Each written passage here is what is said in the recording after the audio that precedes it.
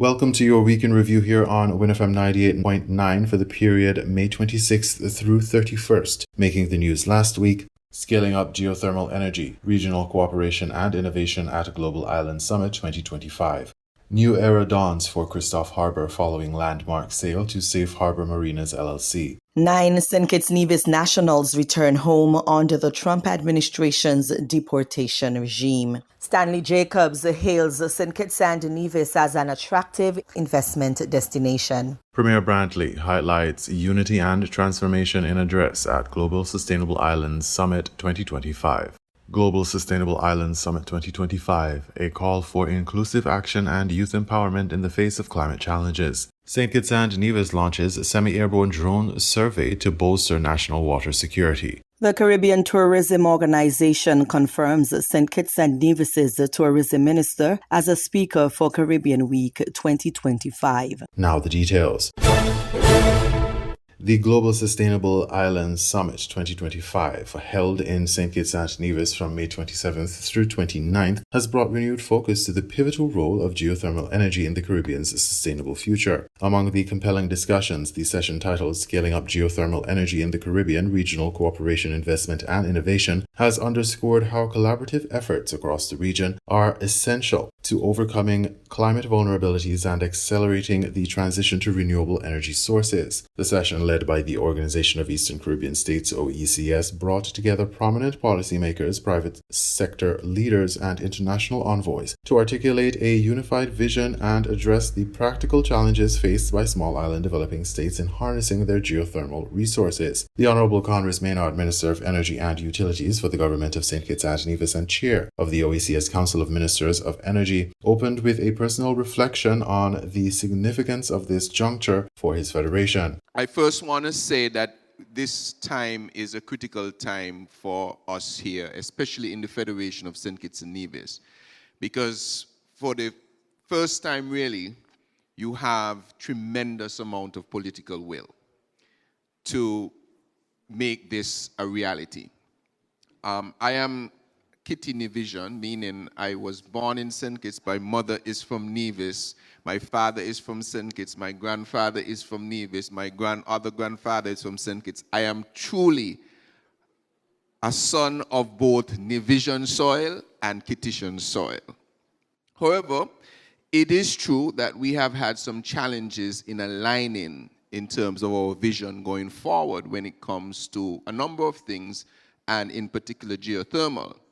But from when we got into this administration in 2022, at the federal level, we made a conscious decision that we believe that geothermal development is not just in the interest of Nevis or my family in Ramsbury or Gingerland, but also for the family in Sandy Point or St. Paul's on the other end of St. Kitts. And that this is a resource that God has blessed our federation with, and we at the federal level will spare no effort to make sure it is maximized. Minister Maynard conveyed the historical context in which St. Kitts and Nevis had long believed it lacked natural resources up until now, recognizing geothermal energy as the federation's our own gold, our own bauxite, our own oil and gas, our own lumber. However, he acknowledged the steep challenges unique to small island states, including limited financial capacity to secure the best global technical expertise. We simply don't. We don't have the fiscal space. And so we need partnership. And St. Kitts and Nevis is not coming with just open hands or open arms. We are doing what we can do with the limited resources that we have. And so that is why forums like these are so very critical. Among the critical obstacles he identified were the absence of legally defined geothermal regulatory frameworks specific to the sector. To address this, he advocated for geothermal specific regulations that clearly establishes project phases, rights of access and penalties for non-performance. He envisioned the OECS Commission and the St. Lucia Electricity Regulatory Commission playing leading roles in developing template legislation and assisting with technical reviews to modernize regulatory environments. Another challenge highlighted was the fragmented permitting process that often delay project execution. Minister Maynard called for a standardized permitting roadmap or green print that would guide OECS states through clear stages of approval and oversight for geothermal projects from exploration to commissioning, ensuring smoother and more efficient coordination. A further key concern is financing, particularly for the mid-stage development of geothermal projects. Many facilities either fund the very early stages, a little test well here, a little feasibility study here, but not the middle part where you need the real heavy weight of financing. Underlining the necessity for dedicated mid-stage financing mechanisms to support activities like production, drilling, and grid impact assessments, he praised the Caribbean Development Bank's innovative contingency recoverable grant mechanisms, which absorbs the drilling risk for investors. If you drill and you find something, then you're ours.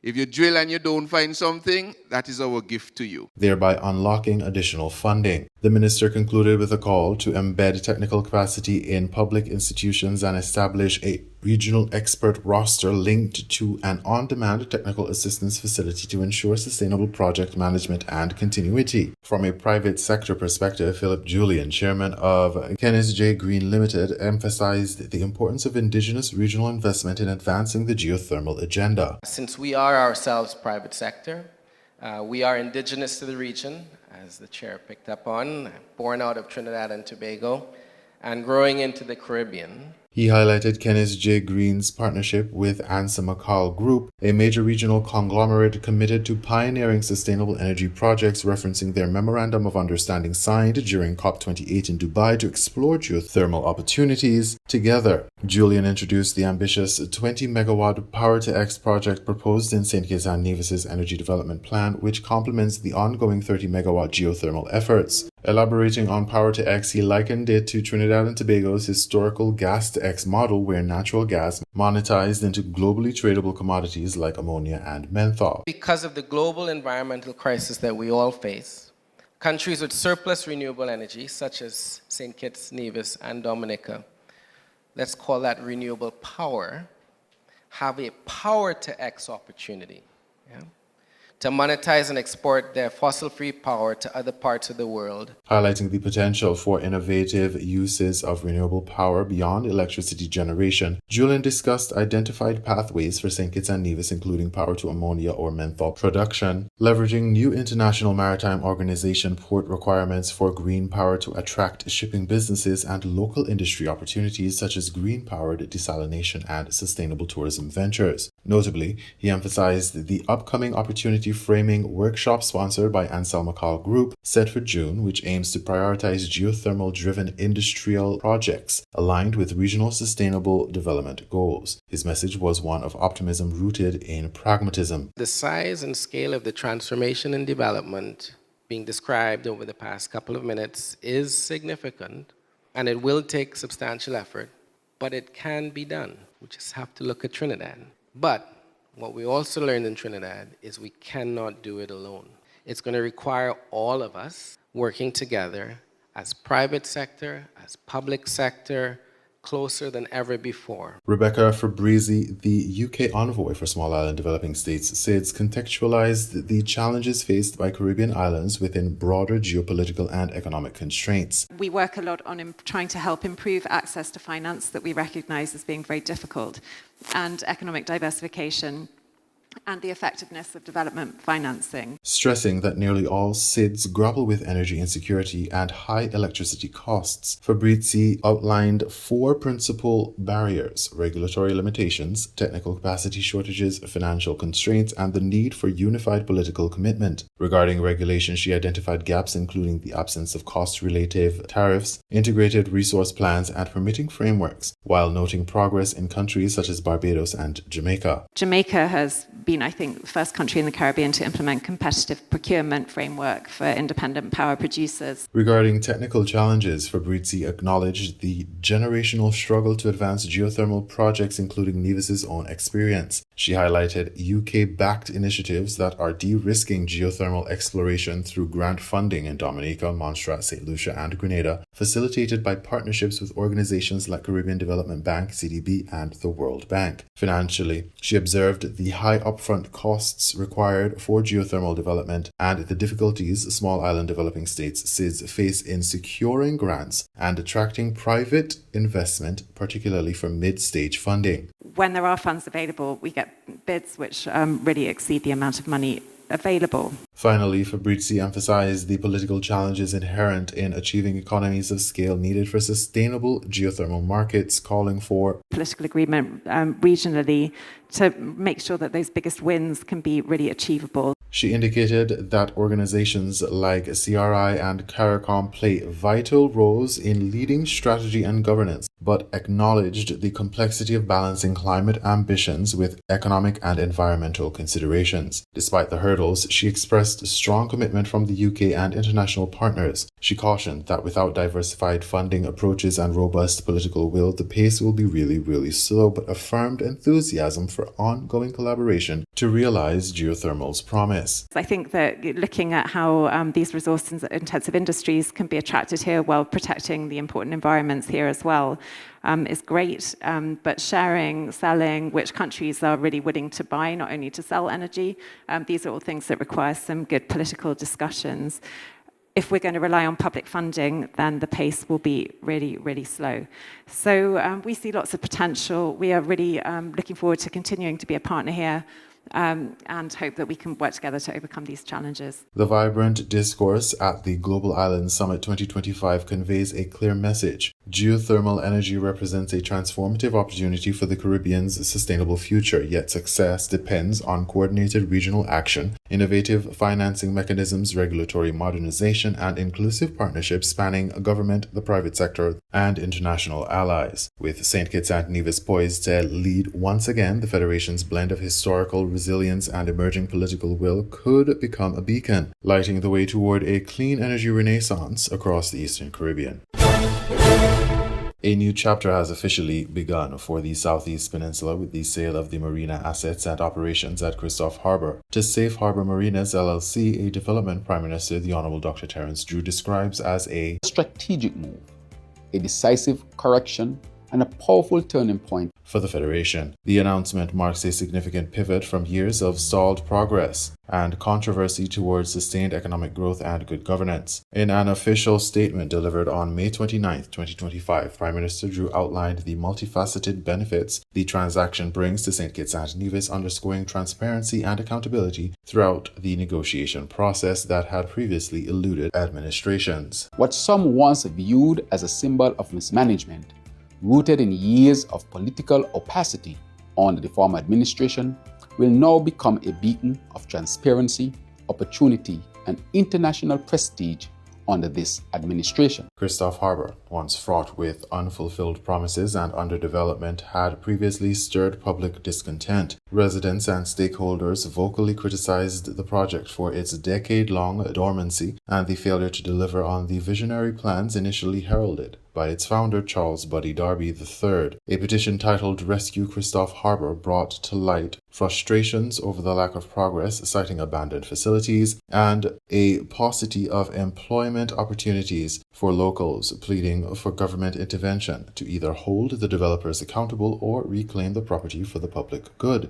The new ownership by Safe Harbour Marinas, the world's largest marina operated with over 135 locations globally serving 40,000 boat owners, promises to reverse that narrative. Prime Minister Drew highlighted Safe Harbour's immediate commitments, most notably a 40% expansion of the marina by November 2025 and the construction of a new desalination plant to restore vital freshwater supplies to the facility. The expanded marina will accommodate up to 32 mega yachts of vessels averaging 60 meters with crew and affluent guests, catalyzing hundreds of well-paying jobs and stimulating demand across hospitality, transportation, provisioning, and marine maintenance sectors, a core tenet of the the government's Sustainable Blue Economy Initiative. The economic impact from the sale also entails nearly $25 million in direct payments to key public institutions addressing long-standing debts that have burdened the Federation. Specifically, the sale has facilitated the payment of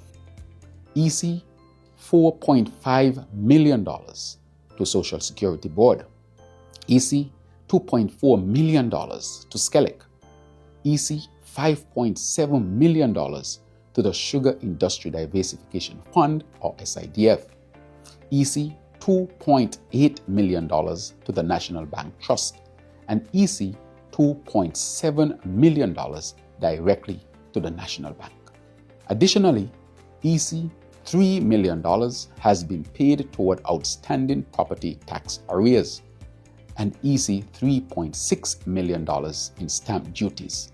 The Prime Minister hails these resolutions as bringing closure and clarity to debts left unpaid for many years under prior governance. Importantly, this sale and infusion of capital signals alignment with St. Kitts and Nevis' Sustainable Island State Agenda, a roadmap emphasizing good governance, environmental stewardship, and social inclusivity. Prime Minister Drew summarized this vision. Today, Christophe Harbour has written a new chapter to become a vibrant investment hub as part of our quest to become a sustainable island state. While past setbacks cast a long shadow marked by halted developments, unmet promises, and opaque financial dealings, the government's transparent approach and Safe Harbour's global expertise offers renewed optimism. Critics had long lamented delays, irresponsibility, and missed opportunities at the site, but with this decisive transfer, the Federation anticipates revitalized regional prominence as a premier Caribbean yachting destination. In closing, the Prime Minister expressed unwavering confidence in the partnership's prospects.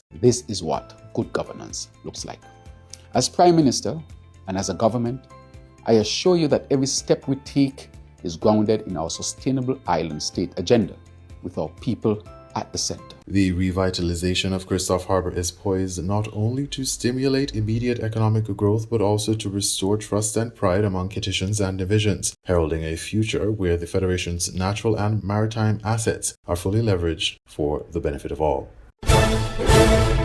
Nationals of St. Kitts and Nevis were among the millions of immigrants who were affected by the strong enforcement of immigration policies in the United States, a clear example of a no-tolerance approach for immigration violations. According to law enforcement in St. Kitts and Nevis, 9 nationals were deported to the Federation from the United States within the first 5 months of 2025. President Donald Trump acted upon one of his key campaign promises by enforcing immigration policies. He emphasized that anyone, regardless of their nationality, who entered the country by illegal means, overstayed or breached the laws in the United States, may face serious consequences. In light of the Trump administration's aggressive immigration crackdown, the Ministry of Foreign Affairs in St. Kitts and Nevis have advised the citizens to obey America's immigration laws to avoid deportation, arrest, fines, travel bans, revocation of visas, lengthy incarcerations, or other legal consequences. The United States also notified other countries that governments that do not cooperate with the repatriation of their nationals may also face broader travel restrictions. Further, the Ministry of Foreign Affairs in St. Kitts and Nevis advised that there is a voluntary departure program introduced by the United States Department of Homeland Security for individuals who are present in the United States unlawfully.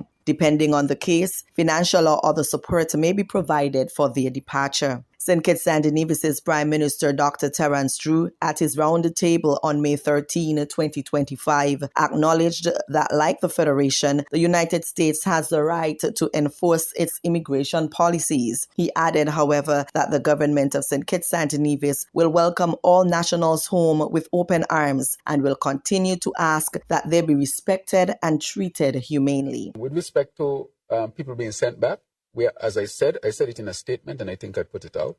If you are a citizen of St. Kitts and Nevis, wherever you are in the world, this is your country. We will not deny you to come back, even from the United States, England, Europe, wherever you come from. Enable Stringberry, yeah, as we say, then this is your country.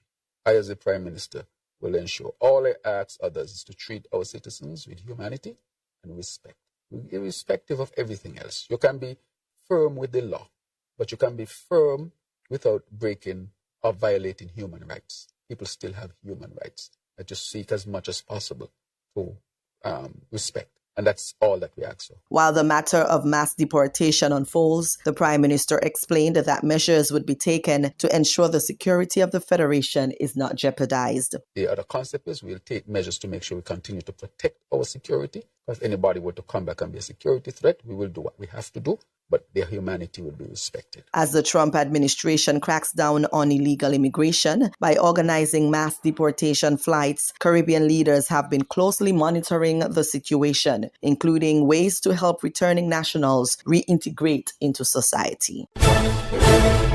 The St. Kitts Investment Promotion Agency, SKIPA, is the government's agency responsible for attracting foreign direct investment and supporting the expansion of local investment. On Wednesday, May 28, Stanley Jacobs, Director of Investment Promotion, sat down with Ian Richards for another edition of In Focus to discuss the day-to-day functions and operations of SKIPA. According to Jacobs, tax incentives and concessions are not the key factors that attract investors. It is the right investment climate and a stable environment that do. Jacobs said the Federation of St. Kitts and Nevis possesses those qualities. A lot of persons may think that investors go to an environment or destination based on the level of tax incentives or how many tax incentives are afforded by a particular country.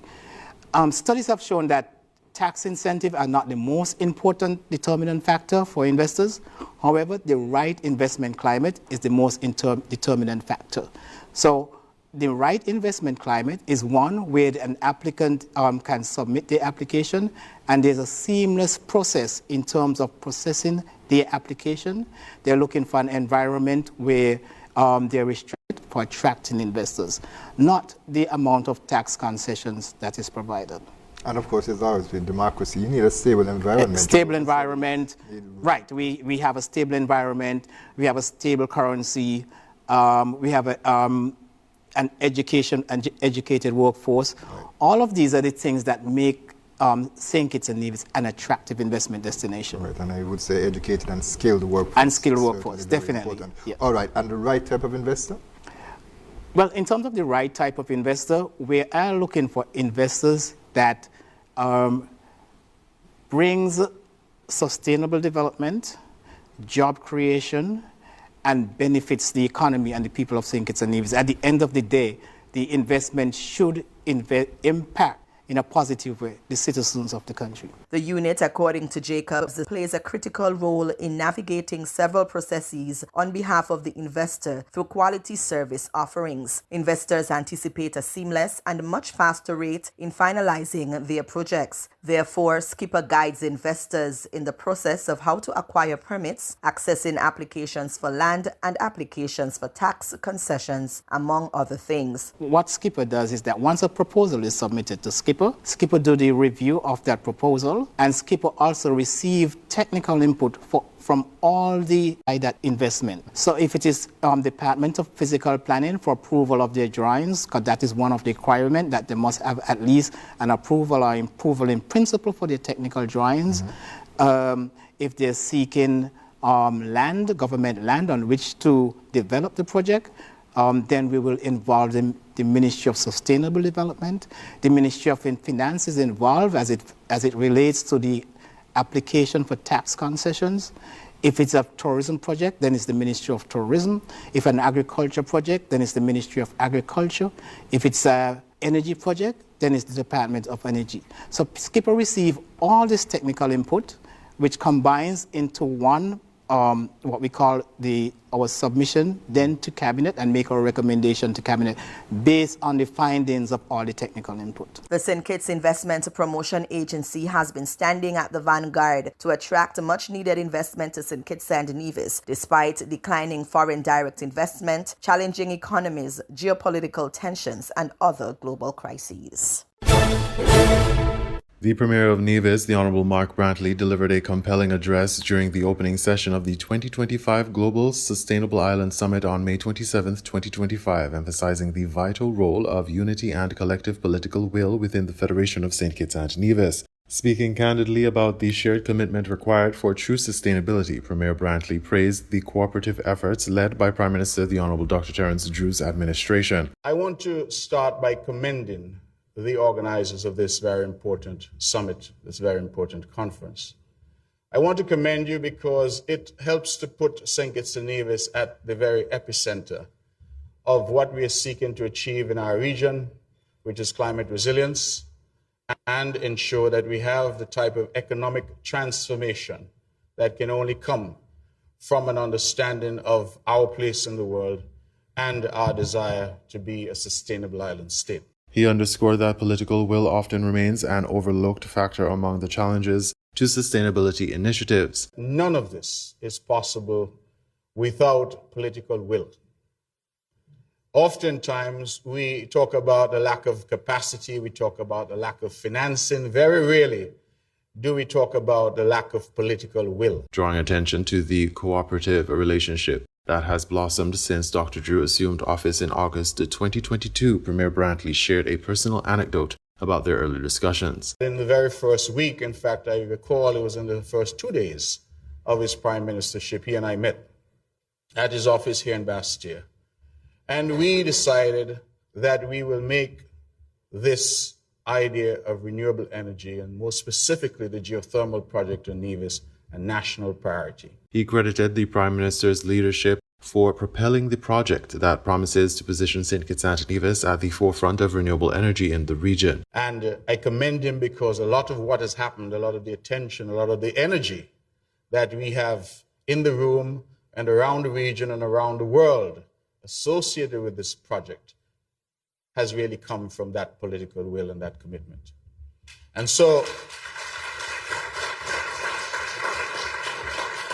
for a very long time, we tried to do that project as a Nevis project, and it didn't work because Nevis, as an island, didn't have access to the multilateral agencies, to the funding agencies, to friendly governments.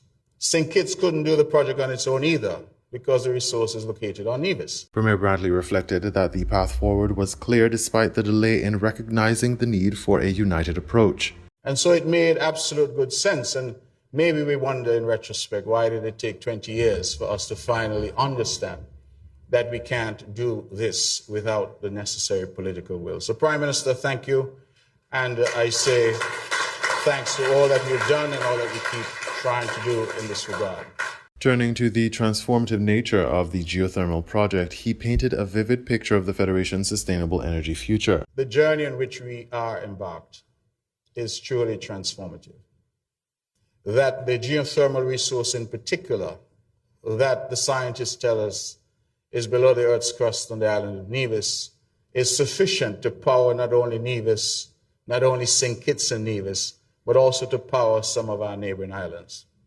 I joked yesterday with some representatives who are Nevis from St. Martin to tell them we'll soon be sending power to them. But beyond jest, he stressed the real economic impact. The idea really is that we can become a net exporter of energy.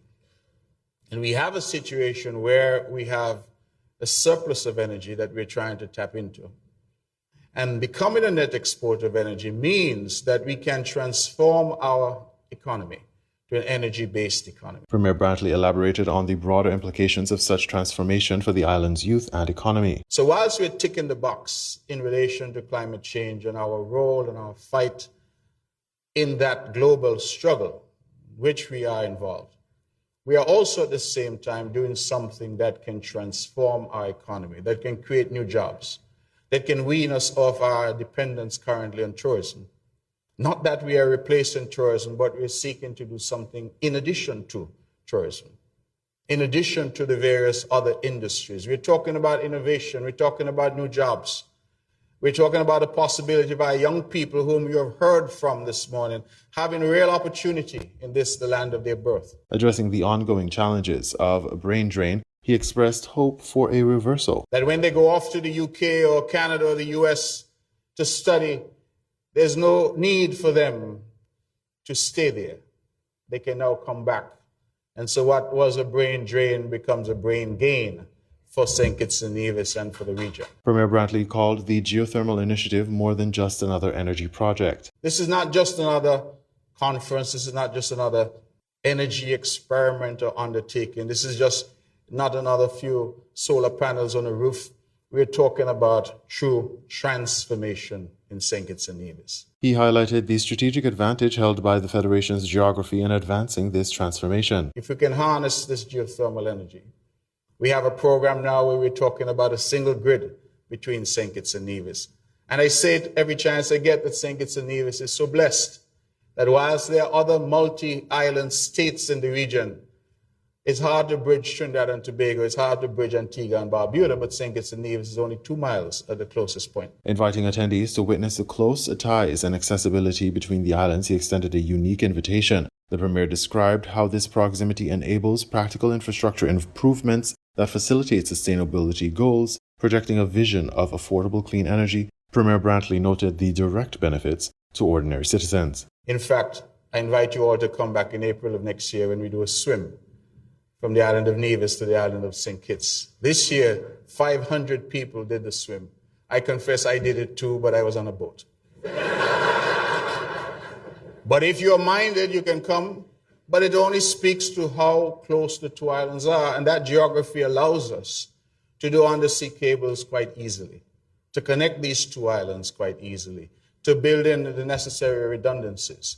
And can you imagine a St. Kitts and Nevis now with an abundant supply of clean, green, cheap energy, weaning ourselves entirely off fossil fuels for the generation of electricity for our people, the savings that the mom and pop shop, the single mother, will now be able to achieve. He foresaw green innovations transforming key sectors, especially tourism. Premier Brantley also described the potential for exporting green energy. But beyond that, imagine a St. Kitts and Nevis where our entire tourism industry is now green. Electric cars, electric scooters, the entire greening of the Marriott where you are now and the other hotels and hotel plant in the Federation.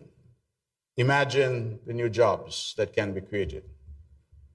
And imagine the possibility of exporting power so that we're not only energizing our country, we also have the potential to export power using the same undersea cable technology to neighboring islands. Expanding on technological advancements, he introduced the cutting-edge concept of Power to X, which could revolutionize the island's economy. But imagine the possibilities of what the experts are calling Power to X.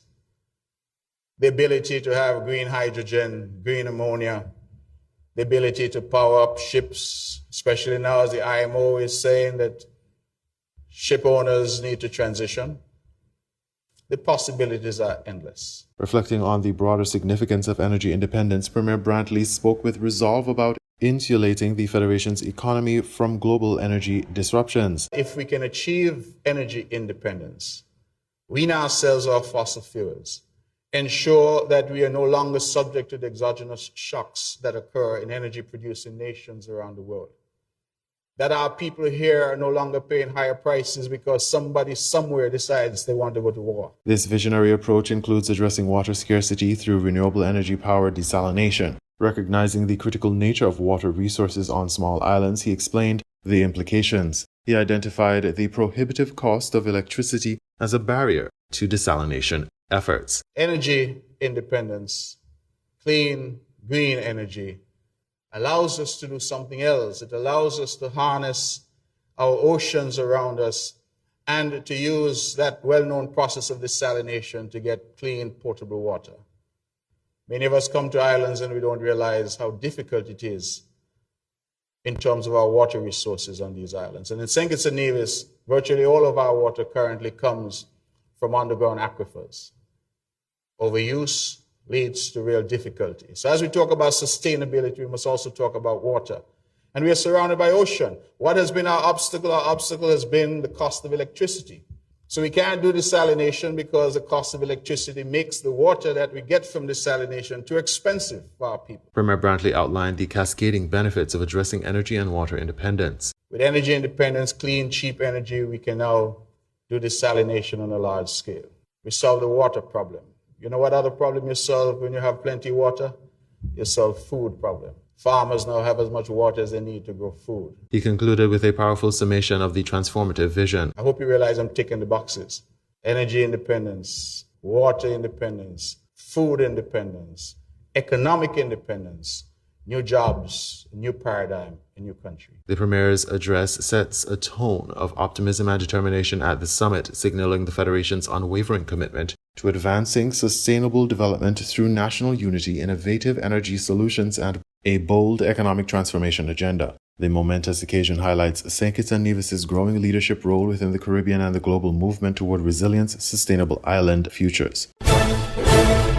The Global Sustainable Islands Summit, GSIS 2025, opened with a warm welcome from the Honorable Dr. Joel Clark, Minister responsible for Sustainable Development and Climate Action, underscoring the urgent need for united and ambitious approaches to sustainability among island nations worldwide. Hosting this milestone event in the Federation of St. Kitts and Nevis, Dr. Clark addressed delegates representing a myriad of island territories stretching from the Cayman Islands to the Canary Islands, Martinique to the Marshall Islands, and St. Eustatius to Seychelles. Welcome to our home, a place where sustainability is transcending ambition and becoming a living, breathing national commitment. She poignantly acknowledged the shared geographical and environmental realities that bind island nations, especially the acute awareness of the climate crisis. As coastal island nations, we understand, St. Kitts and Nevis understands, perhaps more intimately than most, the urgency of the climate crisis. That is why we are aggressively and ambitiously pursuing our sustainable development and our sustainable island state agenda. The minister elaborated that this summit moves beyond the digital sphere of streaming and sharing, aiming instead to concretize our discussions, to give weight, substance, and reality to bold ideas that will be exchanged. She emphasized the importance of forging partnerships and leaving with transformative, actionable solutions that will safeguard lives, livelihoods, and ecosystems for generations to come. Highlighting youth involvement, Dr. Clark enthusiastically invited youth leaders from the Island Youth Forum to share their experiences and perspectives, recognizing their role as vital voices of the future. At the heart of the summit's opening, one of St. Kitts and Nevis's inspiring young voices, Akwanje Robinson, delivered a stirring and thought-provoking intervention that echoed the urgency of truly inclusive sustainable development. As a young change-maker and advocate, Robinson represented youth not only from the Caribbean but from as far afield as the Maldives and Fiji, reflecting the global nature of the climate challenge confronting the small island developing states of the world. I greet you in the spirit of island youth, proud, resilient, and fiercely committed. I stand not only as one voice, but as a vessel carrying the hopes, truths, and urgency of young people across the globe. He emphasized that despite repeated calls for inclusion, youth voices are often too relegated to symbolic roles that lack genuine power. We are tired of youth consultations that feel more like photo ops than true collaboration. Gatherings where refreshments are served, opinions are aired, and then silence. No follow-up, no power, just presence without progress. Robinson's call was clear and uncompromising. We are not ornamental. We are not your checkboxes. We are the architects of the future who deserve a seat at the table, not just when it's time to smile for the camera, but when decisions are being made. He reminded the audience that young people today have grown up fully immersed in a climate-altered reality and therefore possess a unique and essential perspective on climate leadership. A poignant moment during the forum, he reflected, was the silent applause, open hands waved in the air to honor our disabled youth, which encapsulated what true inclusion should feel like, authentic and empowering. Addressing leaders and policymakers directly, Robinson urged, let spaces like these not just end at speeches. Let them feed real policy. Let them open doors to planning, to budgeting, to impact. He spoke candidly about broader societal injustices deeply rooted in historical exploitation, warning that without addressing vulnerabilities and systemic oppression, progress will remain elusive. We are not just leaders of tomorrow. We are capable contributors of today. We are not interested in inheriting a planet in crisis wrapped in promises. The summit takes place against a backdrop of growing climate challenges that disproportionately impact SIDS. These nations face escalating threats from sea level rise, more frequent and intense tropical cyclones, and coastal erosion that imperil their economies and ecosystems. Compounding these environmental burdens are persistent barriers in accessing financing vital for adaptation and resilience building. Many SIDS are excluded from concessional finance mechanisms due to their income classifications despite their unique vulnerabilities and substantial adaptation needs. The financial gap undermines effective climate action, leaving island communities at continued risk. Dr. Clark's leadership and the summit's agenda reflect a determination to transform this narrative. Hosting global island leaders, innovators, and youth advocates, GSIS 2025 aims to catalyze partnerships and pioneering solutions across key thematic areas, including water and energy sustainability, agricultural resilience, climate health, interactions, and geothermal energy development. This gathering builds on momentum from the recent 4th International Conference on Small Island Developing States, SIDS 4, providing a critical platform for islands to assert their voices and drive the sustainable transition needed for their survival and prosperity. As the summit progresses, the compelling calls from both established leaders and the island youth community serve as a resounding reminder. Island sustainability is not merely a sectoral policy issue, but a shared existential mandate that requires inclusivity, innovation, and bold partnership. Dr. Clark welcomed the delegates and guests to the Island Federation, where St. Kitts is sweet as sugar and Nevis is pure niceness. as the world engages in this critical dialogue that seeks not only to envision, but to enact a resilient, just future of small islands everywhere. St. Kitts and Nevis's Minister of Tourism, Civil Aviation, International Transport, Employment and Labor, and Urban Development, Marsha Henderson, will be addressing delegates during Caribbean Week in New York. Minister Henderson is expected to share her insights on leading tourism with purpose when the forum gets underway from June 1 to 6, 2025. An attorney at law turned tourism extraordinaire, Minister Henderson has cemented a place in the world's tourism landscape. The Caribbean Tourism Organization, CTO, heralded Henderson as a transformative force in Caribbean tourism. Quote, since taking office in 2022, she has championed sustainable development, cultural preservation, and community engagement as pillars of her tourism strategy, positioning St. Kitts and Nevis as a premier global destination. Under her leadership, the Twin Island nation has seen significant growth in visitor arrivals, revenue, and opportunities for local communities. Her work blends a strategic vision with deep national pride, driving a tourism model rooted in responsible practices and a long-term impact, the organization shared in Henderson's profile. The Federation of St. Kitts and Nevis has been marked as a premier tourism destination. Henderson continues to be pivotal in ensuring the destination receives record-breaking tourism accolades and award-winning campaigns with a strong focus on sustainability. Minister Henderson joins the forum alongside regional colleagues, including Cardigan Connor, Anguilla's Minister of Health, Sports and Tourism, and Carlos James, Minister of Tourism, Civil Aviation, Sustainable Development and Culture for St. Vincent and the Grenadines. The delegation will be celebrating Caribbean Week 2025 under the theme Caribbean Resilience, Crafting Tomorrow's Tourism. The events on the calendar include sessions on artificial intelligence and hospitality innovation, the launch of the Caribbean Tourism Organization Reimagine Plan, Media Marketplace and Caribbean Media Awards, Caribbean Women's Leadership Dinner and Awards, forums on airline and cruise connectivity, sessions on the orange economy and creative industries, a next-generation showcase for Caribbean youth, an allied member session on emerging markets, the relaunch of the Caribbean Tourism Organization's Hospitality Assured program, and the Caribbean Cultural Showcase, a consumer event celebrating the region's music, art, and flavors. You are listening to the Week in Review here on WINN FM 98.9. Thank you for listening and have a productive week.